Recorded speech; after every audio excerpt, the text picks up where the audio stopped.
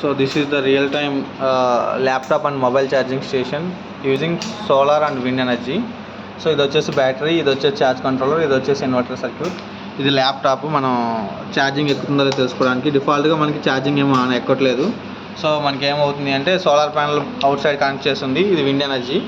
Next thing వచ్చేసి ఇది inverter circuit, అంటే 12 voltsని 230 voltsగా కన్వర్ట్ చేసి ఇక్కడ చేస్తున్నాం. సో ఇప్పుడు మనకి ఆల్రెడీ ఇక్కడ స్విచ్ ఆన్ చేశాను కాబట్టి వోల్టేజ్ ఇన్వర్టర్ సర్క్యూట్ ద్వారా స్టెప్ అప్ అయింది. సో ఇప్పుడు ఛార్జ్ అవుతుంది.